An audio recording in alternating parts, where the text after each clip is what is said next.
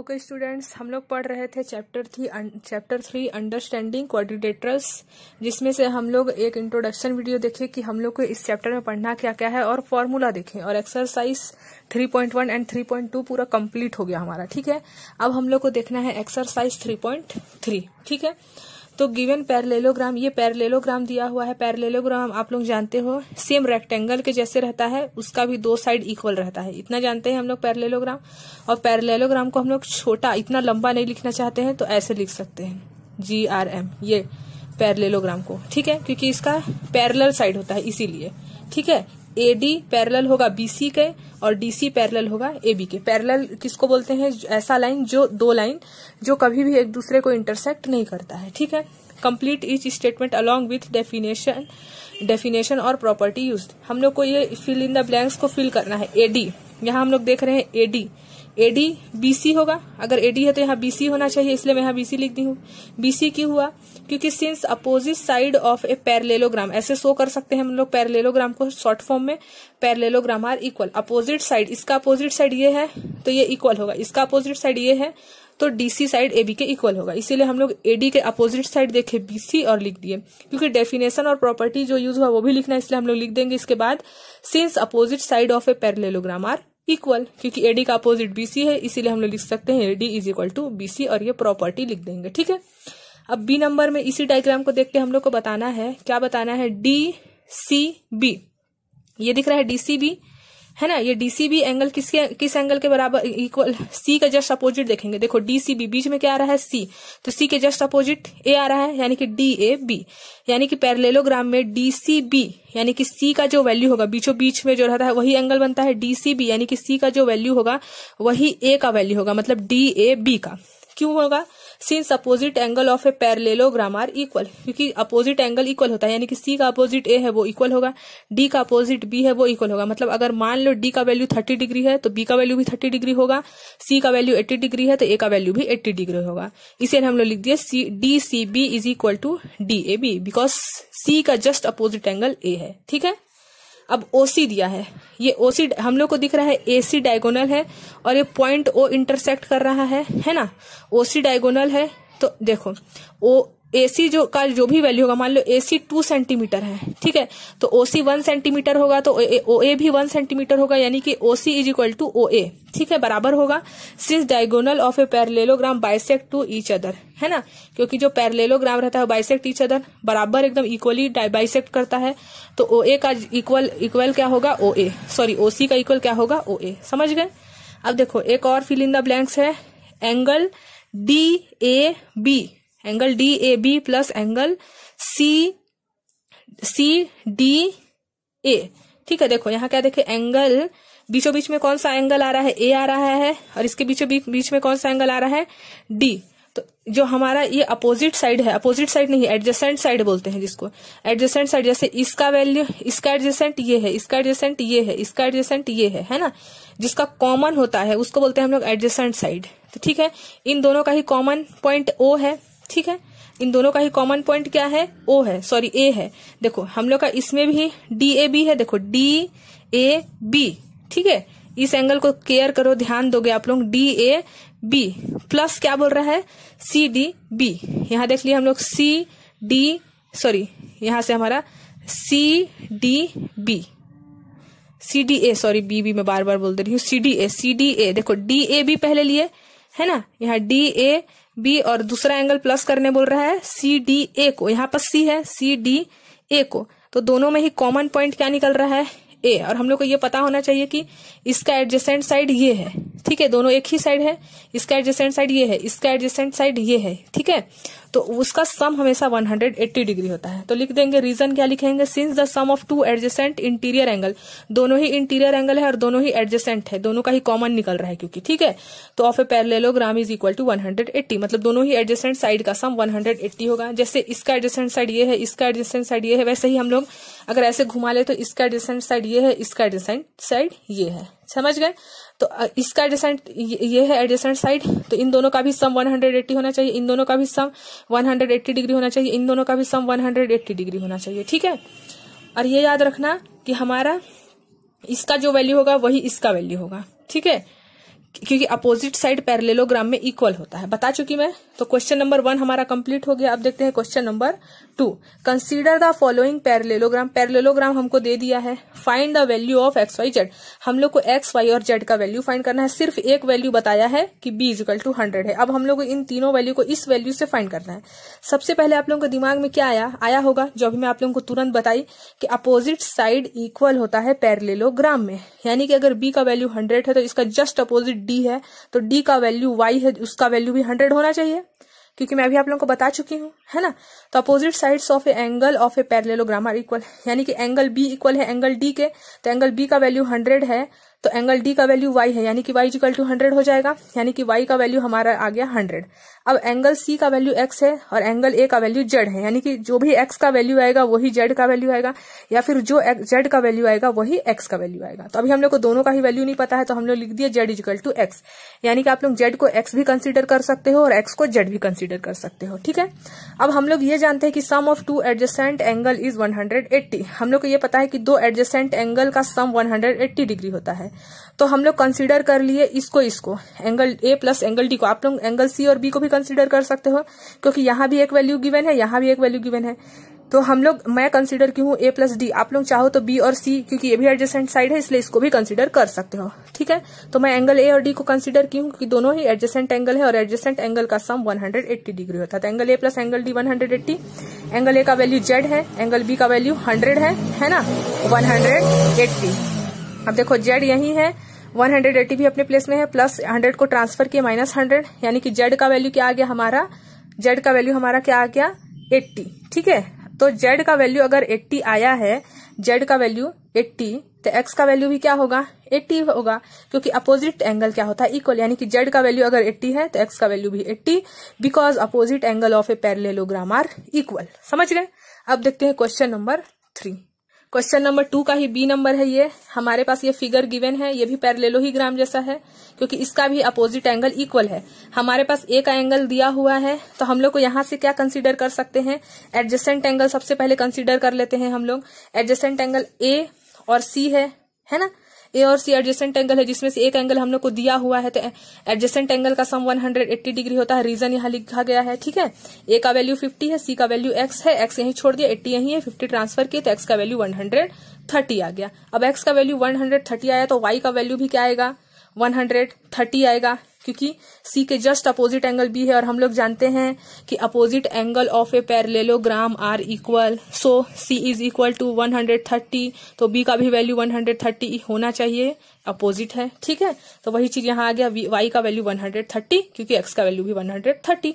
तो अब हमारा Z का वैल्यू क्या आएगा, है ना, Z का वैल्यू हमारा कॉरस्पॉन्डिंग एंगल हो जाएगा। देखो आप लोग कॉरस्पॉन्डिंग एंगल जानते होंगे, ये पैरेलल लाइन है, ये भी पैरेलल लाइन है। पैरेलल लाइन में अगर ये वाला एंगल और ये वाला एंगल कॉरस्पॉन्डिंग एंगल होगा, इसका एंगल और इस एंगल, क्योंकि हम लोग को अंदर का वैल्यू नहीं निकालना है, बाहर का एक्सटीरियर निकालना है। एक्सटीरियर एंगल Z है ना, Z फाइंड करना है।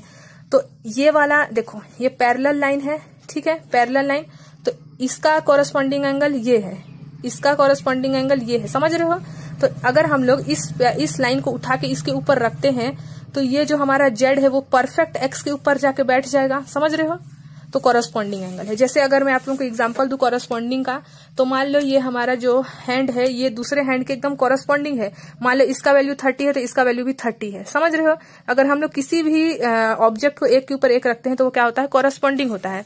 तो वैसे ही अगर आप लोग ऐसे घुमा लो और ये पैरेलल लाइन है दोनों ही, तो इसका कॉरस्पॉन्डिंग एंगल यही होगा, इंटीरियर नहीं ना, एक्सटीरियर, क्योंकि इंटीरियर का ये अंदर आ रहा है हमारा पैरेलल लाइन के अंदर और ये पैरेलल लाइन के जस्ट बाहर। लेकिन जब हम लोग इस लाइन को उठा के यहाँ रखते हैं तो ये CX जो है वो Z को परफेक्टली कवर कर देगा, इसलिए हम लोग उसको क्या बोल रहे हैं, कॉरस्पॉन्डिंग एंगल। यानी कि X का वैल्यू अगर 30 है तो Z एक्सटीरियर एंगल का भी वैल्यू, Z एक्सटीरियर एंगल का भी वैल्यू 130 है। रीजन क्या लिखेंगे, कॉरस्पॉन्डिंग एंगल। रीजन लिखते जाना है, इस चैप्टर में हर चीज का रीजन लिखना जरूरी है, ठीक है। अब क्वेश्चन नंबर 2 का ही C नंबर है। ये देखो एक फिगर बना हुआ है, ये भी पैरेललोग्राम है। ये वाला लाइन थोड़ा सा मेरा इधर उधर हो गया है, लेकिन ये वाला लाइन इस लाइन के इक्वल है, ये वाला लाइन इस लाइन के इक्वल है, दोनों ही अपोजिट साइड इक्वल है, तो ये पैरेललोग्राम है। हम लोग को फाइंड क्या करना है, X, Y और Z। यहाँ X है, यहाँ Y है और यहाँ Z है, ठीक है। तो हम लोग सबसे पहले क्या देखें, ये वाला देखें, यहाँ x है और यहाँ 90 है, तो x का वैल्यू भी 90 होगा। कैसे होगा? वर्टिकली अपोजिट एंगल, हम लोग पढ़ चुके हैं क्लास 7th में। इस टाइप का डायग्राम में इसका वर्टिकली अपोजिट ये होता है। मान लो इसका वैल्यू 30 है तो ये भी 30 होना चाहिए, मान लो ये 90 है तो ये भी 90 होना चाहिए। रीजन वर्टिकली अपोजिट, तो हम लोग का x का वैल्यू भी 90 आ जाएगा, वर्टिकली अपोजिट एंगल। ठीक है, अब हम लोग को x का वैल्यू 90 मिल गया। इसी डायग्राम को मैं यहाँ लिख दी हूँ DOC। इसी डायग्राम को मैं आप लोगों को अच्छे से दिखे इसलिए अलग से बनाई हूँ। तो ये D है, ये वाला O है, ये वाला C। x का वैल्यू हम लोग 90 डिग्री निकाले, वर्टिकली अपोजिट, ये तो 30 ऑलरेडी। अब y हम लोग निकाल सकते हैं एंगल सम प्रॉपर्टी से। हम लोग जानते हैं, we know that the sum of a angle of a triangle is equal to 180 degree. मतलब तीनों एंगल का ही सम 180 डिग्री होता है अगर फिगर ट्रायंगल है तो हम लोग एंगल सम प्रॉपर्टी उसको शॉर्ट फॉर्म में लिखते हैं। अब angle O plus angle C plus angle D करे और दोनों ही इक्वल होता है, तीनों एंगल का सम 180 होता है। O का वैल्यू कितना है? 90 डिग्री, C का वैल्यू 30 डिग्री, D का वैल्यू Y फाइंड कर रहे हैं हम लोग, क्योंकि X तो मिल चुका है, Y फाइंड करना है और Z बचा है। तो इसके अंदर Y अननोन है, उसको फाइंड कर रहे हैं। 90 प्लस 30 120, Y का Y, 80 का 80, Y अपने प्लेस में है, 180 भी अपने प्लेस में है, 120 ट्रांसफर किया, माइनस हो गया, तो Y का वैल्यू कितना आया? 60। Y का वैल्यू निकाल लिए, अब सिर्फ Z बचा है। ठीक है, तो Z को हम लोग कैसे निकाल सकते हैं? Y और Z यहाँ पास देखेंगे अल्टरनेट इंटीरियर है, दोनों ही, ये एक पैरेलल लाइन जा रहा है, यहाँ भी एक पैरेलल लाइन है। देखो ऐसे देखेंगे हम लोग, ये एक पैरेलल लाइन है, इसका DC का पैरेलल क्या है? BA है, तो ये अंदर बन रहा है, इधर ये वाला एंगल बन रहा है, ये इधर, ये दोनों ही पैरेलल लाइन के अंदर बन रहा है, यानी कि इंटीरियर है, और दोनों ही अपोजिट है। ये वाला इस डायरेक्शन में है, ये वाला इस डायरेक्शन में है, और दोनों ही अंदर बन रहा है। तो हम लोग इस टाइप के डायरेक्शन वाले लाइन को क्या बोलते हैं? एंगल को अल्टरनेट इंटीरियर एंगल। ठीक है, तो ये अल्टरनेट इंटीरियर एंगल आया। रीजन अल्टरनेट इंटीरियर मतलब y is equal to Z, यानी कि जो y का वैल्यू है वही z का वैल्यू होगा। तो y का वैल्यू हमने 60 निकाले, तो z का वैल्यू भी 60 आया, अल्टरनेट इंटीरियर एंगल। ठीक है, अल्टरनेट इंटीरियर इसको बोलते हैं। देखो एक बार देख लेते हैं, जैसे ये वाला एंगल जो है, जैसे इसको दे देते हैं नाम 1 2 3 4 5 6 7 8। अब मैं बोल रही हूँ कि अल्टरनेट इंटीरियर एंगल बताओ, तो अल्टरनेट 3 का अल्टरनेट इंटीरियर क्या होगा? 5 होगा। पैरेलल लाइन है और देखो अपोजिट। ठीक है, तो 4 का अल्टरनेट इंटीरियर क्या होगा? 6। समझ गए? Alternate interior. और वही एक्सटीरियर अल्टरनेट एक्सटीरियर देखना होगा, तो 2 के ये बाहर है, 8 भी बाहर है, और दोनों का डायरेक्शन देखो एंगल का अलग अलग है, ये ऐसे बन रहा है तो ये ऐसे, तो अलग अलग डायरेक्शन में है। तो एक्सटीरियर अगर बोलेगा अल्टरनेट एक्सटीरियर, तो 2 8, यानी कि 2 का जो वैल्यू होगा वही 8 का वैल्यू होगा। और एक्सटीरियर एंगल और एक बन रहा है 1 और 7। कॉरेस्पॉन्डिंग एंगल किसको बोलेंगे? कॉरेस्पॉन्डिंग 4। इस लाइन को अगर हम लोग उठा के यहाँ 1 2 3 4 5 6 7 8, तो 5 का प्लेस 1 के पास आएगा, 6 का प्लेस 2 में आएगा, 7 का प्लेस 3 में आएगा, और 8 का प्लेस 4 में आएगा। अगर हम लोग इस लाइन को उठा के इसको ऊपर रखें तो वो कॉरेस्पॉन्डिंग हो जाएगा। और अल्टरनेट इंटीरियर समझ गए? अंदर वाला एंगल जो पैरेलल लाइन के अंदर बने और अपोजिट डायरेक्शन में बने। ठीक है, सेम वही चीज यहाँ हुआ था। ये पैरेलल लाइन था, उसके अंदर बन रहा था y और अंदर बन रहा था z, और अपोजिट डायरेक्शन में इसका डायरेक्शन ऐसे है y का, और z का डायरेक्शन ऐसे है। ठीक है, तो अल्टरनेट इंटीरियर एंगल समझ गए। अब क्वेश्चन नंबर 2 में ही D नंबर दिया है, ये भी पैरेललोग्राम है। ये दोनों जो हमारा ये दोनों अपोजिट साइड इक्वल है, पैरेलल लाइन है, और ये दोनों अपोजिट साइड इक्वल है, पैरेलल लाइन है। हम लोग को फाइंड करना है x, y और z का वैल्यू। तो यहाँ सबसे पहले हम लोग को 80, हम लोग को पता है opposite angle of a parallelogram are equal, यानी कि b का वैल्यू 80 है तो y का वैल्यू भी क्या होगा? 80। रीजन क्या है? Opposite angles of a parallelogram are equal. तो angle d is equal to angle b, angle d का वैल्यू y है और एंगल b का वैल्यू 80, यानी कि y इज इक्वल टू 80। ठीक है, अब y मिल गया, अब हम लोग को z और x फाइंड करना है।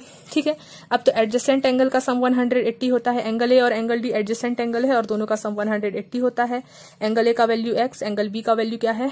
80 इज इक्वल टू 180। x यहीं छोड़ दिए, 180 में से 80 माइनस किए, तो x का वैल्यू कितना निकाल लिया हम लोग? 100। अब बचा c का वैल्यू, ये हम लोग को दिख रहा है। अगर इस लाइन को उठा के मैं इसके ऊपर रख दूं, मतलब b वाले एंगल को, ये क्योंकि पैरेलल लाइन है तो पैरेलल लाइन ही होना चाहिए। ठीक है, पैरेलल लाइन है, इसको उठा के मैं यहाँ रखूं तो 80 का प्लेस जस्ट z के ऊपर आ रहा है। अगर मैं इसको उठा के इसके ऊपर रखूं तो 80 का प्लेस इसके ऊपर आएगा, है ना। तो देखो रीजन भी देख लो, AB is parallel to DC, AB because क्यों ऐसे क्यों कर रहे हैं हम लोग? क्योंकि AB पैरेलल है DC के, इसीलिए B अगर 80 है तो Z भी क्या होगा? 80। रीजन क्या है? Corresponding angle. समझ गए होगे कॉरेस्पॉन्डिंग एंगल। ठीक है, अब क्वेश्चन नंबर 2 का ही ई नंबर ये लास्ट है, फिर क्वेश्चन नंबर 3 स्टार्ट हो जाएगा। देखो ये भी पैरेललोग्राम है, ये अपोजिट साइड दोनों इक्वल है, ये अपोजिट साइड दोनों इक्वल है, ये भी पैरेलल है, ये इसका पैरेलल है, ठीक है। अब हम लोग को फाइंड करना है एक्स वाई और जेड का वैल्यू, ठीक है। तो एक्स वाई और जेड का वैल्यू फाइंड करना है। Opposite angle of a parallelogram are, angle D और एंगल बी अपोजिट एंगल है। एंगल बी का वैल्यू 112 है, तो एंगल वाई का भी वैल्यू क्या आ जाएगा 112। Reason opposite side of a parallelogram, sorry opposite angle of a parallelogram are equal, इसलिए वाई का वैल्यू निकल गया 112, ठीक है। अब वाई मिल गया, अब बचा क्या है एक्स और जेड। तो एक्स और जेड फाइंड करना है। हम लोग जानते हैं कि sum of a interior angle of a triangle is equal to 180 degree, ठीक है। तो हम लोग यहाँ पास देखो, यहाँ पास एक्स, यहाँ पास हम लोग को एक ट्रायंगल दिख रहा है। कभी भी नोटिस करना, दो एंगल मिलेगा तो हम लोग तुरंत वाला फॉर्मूला लगा सकते हैं। यहाँ वाई का वैल्यू हम लोग निकाल चुके हैं 112, एक्स का वैल्यू निकालना है। और यहाँ देखो इस एंगल के अंदर वाला वैल्यू 40 दिया हुआ है ए में, ठीक है। तो ये एक ट्रायंगल बन रहा है जिसमें से हमारे पास दो वैल्यू है, तीसरा वैल्यू फाइंड करना है। तो कभी भी इस टाइप का ट्रायंगल बनते हुए दिखे और दो वैल्यू रहे और तीसरा वैल्यू फाइंड करना पड़े, तो हम लोग जानते हैं we know that the sum of a angle of a triangle is equal to 180। तो हम लोग लिख सकते हैं angle X plus angle Y plus angle 40, क्योंकि हमारे पास तो दो वैल्यू है ही, एंगल एक्स का वैल्यू बस नहीं है। तो वाई का वैल्यू तो 112 है, ए का वैल्यू 40 दिया हुआ है, दोनों को सम किए और 180 से माइनस किए तो एक्स का वैल्यू क्या आ गया 28। इस एक्स का वैल्यू हम लोग निकाल लिए 28। अब बचा क्या है जेड। अब जेड फाइंड करना है। हम लोग को क्या दिख रहा है यहाँ पास पैरेलल लाइन, डीसी पैरेलल है किसके, एबी के, ठीक है। डीसी जो है वो पैरेलल है एबी के, तो हम लोग कॉरेस्पॉन्डिंग कर सकते हैं, है ना। तो एक्स का कॉरेस्पॉन्डिंग एंगल क्या हो जाएगा, यहाँ पास देखो डीसी पैरेलल है एबी के, तो एक्स का कॉरेस्पॉन्डिंग एंगल क्या है जेड है। डीसी पैरेलल है एबी के, ठीक है। तो एक्स का कॉरेस्पॉन्डिंग एंगल क्या हो जाएगा जेड हो जाएगा। या फिर कॉरेस्पॉन्डिंग की जगह आप लोग ये कर दो, ज्यादा अच्छा रहेगा। ये वाला पैरेलल लाइन है, ये वाला भी पैरेलल लाइन है, पैरेलल लाइन के अंदर ही दोनों बन रहा है, यानी कि इंटीरियर में बन रहा है। तो इसका इंटीरियर एंगल, एक्स का इंटीरियर एंगल जेड बन रहा है। यहाँ रीजन दे देते हैं अल्टरनेट इंटीरियर, ठीक है।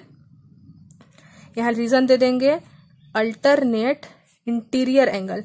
इंटीरियर एंगल एक्स का देखो, इसका जस्ट ये भी पैरेलल है, ये भी पैरेलल है, और ये इसका डायरेक्शन इस साइड है, इस एंगल का डायरेक्शन, इस एंगल का डायरेक्शन इस साइड है। तो एंगल एक्स का इक्वल होगा जेड, अल्टरनेट इंटीरियर के वजह से। एंगल एक्स का वैल्यू हम लोग 28 निकाले हैं, तो एंगल जेड का वैल्यू भी क्या आएगा 28। तो एंगल जेड 28 आया, एंगल एक्स भी 28 आया, और एंगल वाई क्या आया 112, ठीक है। अब क्वेश्चन नंबर 3 देखते हैं। क्वेश्चन नंबर 3 में क्या करना है, can a quadrilateral ABCD be a parallelogram of angle D plus angle B is equal to 180, ठीक है। ये हम लोग को सिर्फ यह डायग्राम 2 ठो दे देगा। अब हम लोग को प्रूफ करना है कि angle D plus angle B is equal to 180, ठीक है। तो यहाँ पास एंगल डी और एंगल बी दिया हुआ है, ये एंगल डी है और ये एंगल बी है। तो ये क्या 180 है, हो सकता है अगर उस टाइप का हमारे पास क्या दे दे, वैल्यू दे दे। हो सकता है अगर यहाँ वैल्यू दे देता आप लोगों को 60 और यहाँ आप लोगों का वैल्यू दे देता मान लो 120, तो 120 प्लस 60 180 लिख सकते हैं हम लोग। तो इसीलिए हम लोग लिख दिए हैं can be but need not be. अगर नीड नहीं है तो नहीं भी हो सकता है, और है तो हो भी सकता है, यानी कि आंसर हो जाएगा इसका can be but need not be, ठीक है। सेम ऐसे ही हमारा बी नंबर में भी बनेगा। यहाँ पास ये हम लोग को डायग्राम दे देगा क्वेश्चन में और बोलेगा A B is equal to D C is equal to 8 centimetre, यानी कि ए बी का वैल्यू 8 सेंटीमीटर है, डीसी का वैल्यू भी 8 सेंटीमीटर है, एडी का वैल्यू पहले तो देखो हम लोग को सिर्फ इतना देगा, डायग्राम हम लोग को खुद बनाना है। डायग्राम ऐसे बना लेंगे हम लोग, है ना। अब यहाँ लिख देंगे A B C D. A B का वैल्यू कितना दिया है 8 सेंटीमीटर, डीसी का वैल्यू दिया है 8 सेंटीमीटर, एडी का वैल्यू दिया है 4 सेंटीमीटर। तो ये हम लोग को पैरेललोग्राम बनते हुए दिख रहा है, क्योंकि पैरेललोग्राम का अपोजिट साइड इक्वल होता है ना। तो अपोजिट साइड इक्वल है तो इसका वैल्यू 4 है तो इसका वैल्यू भी 4 होना चाहिए, लेकिन यहाँ बीसी का वैल्यू 4.4 दिया, यानी कि ये तो इक्वल नहीं है। यानी कि हम लोग रीजन क्या लिखेंगे, no in a parallelogram opposite side are equal but here AD is not equal to BC. AD और बीसी इक्वल नहीं है क्योंकि एडी का वैल्यू 4 है और बीसी का वैल्यू 4.4, तो ये दोनों इक्वल नहीं है, तो हम लोग ये रीजन लिख देंगे। अब क्वेश्चन नंबर सी में देखो एंगल ए बोल रहा है 70 एंड एंगल सी 65। मान लेते हैं हम लोग एक डायग्राम बना लेते हैं कोई सा भी, यहाँ लिख देते हैं A B C D. Angle A बोल रहा है 70 और एंगल सी बोल रहा है 65, लेकिन हम लोग ये पढ़े हैं अभी तक अपोजिट एंगल जो होता है पैरेललोग्राम का वो इक्वल होता है, लेकिन यहाँ तो इक्वल नहीं हो रहा है, यानी कि हम लोग क्या बोल देंगे इक्वल नहीं हो रहा है, इसीलिए बार बार पेन टूट जा रहा है। देखो यहाँ पास एंगल जो है हमारा वो इक्वल नहीं है, एंगल 70 जो है वो 65 के इक्वल नहीं है, ठीक है ना। तो हम लोग बोल सकते हैं कि in a parallelogram opposite angle are equal but here angle A is not equal to C, यानी कि बट लेकिन यहाँ तो हमारा एंगल ए और एंगल सी इक्वल नहीं हो रहा है, इसीलिए नो आंसर होगा इसका, ठीक है। अब क्वेश्चन नंबर 4 देख लेते हैं। ओके, एक काम करेंगे हम लोग, क्वेश्चन नंबर 4 to 12 तक है। क्वेश्चन नंबर 4 से 12 को नेक्स्ट वीडियो में देखेंगे, बहुत लंबा हो जा रहा है, ठीक है। तो 4 से 12 को हम लोग नेक्स्ट वीडियो में देखते हैं, तब तक के लिए आप लोग क्वेश्चन नंबर 1 से 3 तक कंप्लीट कर लीजिए, और अगर कोई भी डाउट होगा तो आप लोग पूछ सकते हैं, ठीक है। तो नेक्स्ट वीडियो में हम लोग देखेंगे एक्सरसाइज 3.3 का क्वेश्चन नंबर 4 to 12।